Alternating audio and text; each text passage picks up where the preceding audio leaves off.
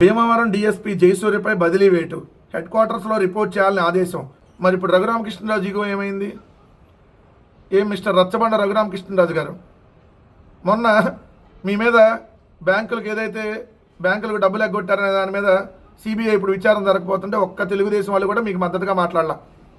ఇప్పుడు మీరేమో మంచి వ్యక్తిని కితాబు ఇచ్చినటువంటి ఎవరైతే ఉన్నారో మంచి వ్యక్తిని మీరు కితాబు ఇచ్చినటువంటి డిఎస్పీని ఇప్పుడు చూస్తే ఏదైతే అతన్ని సస్పెండ్ చేసి అక్కడి నుంచి అతని మీద బదిలీ వేటేసి హెడ్ క్వార్టర్కి పంపించారు. ఎక్కడ పోస్టింగ్ ఇవ్వాల, సస్పెండ్ కదా చేయాల్సింది మామూలుగా అయితే.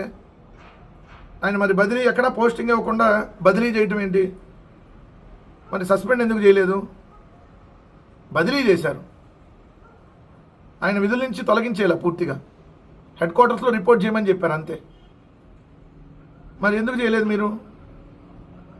సో ఇదేంటంటే అవతల రఘురామకృష్ణరాజు గారు, మరి మీరు ఇప్పుడు సమాధానం చెప్పాలి. ఇతను మంచోడు అయితే మరి ఎందుకు ఇది చేశారు? మీరు మంచోడని ఎందుకు వెనకేసుకొచ్చారు? ఇప్పుడు రఘురామకృష్ణరాజు పవన్ కళ్యాణ్ సమాధానం చెప్పాలి. మరి ఇతన్ని హెడ్ క్వార్టర్స్కి బదిలీ చేయడం ఏంటి? అంటే 4 రోజుల తర్వాత పోస్టింగ్ ఇస్తారు ఇంకో చోట. అంటే ఇక్కడ సెటిల్మెంట్లు చేసి ఇక్కడ ప్రైవేట్ సెటిల్మెంట్లు ఇక్కడ వివాదాల్లో ఉన్నతను వేరే చోటకి పంపించేస్తారా? తర్వాత ఇప్పుడు హెడ్ క్వార్టర్కి పంపించి సమాధానం చెప్పాలి మీరు దీనికి. ఇలా ఉంటాయి వీళ్ళ తీరు, వీళ్ళ తంతు.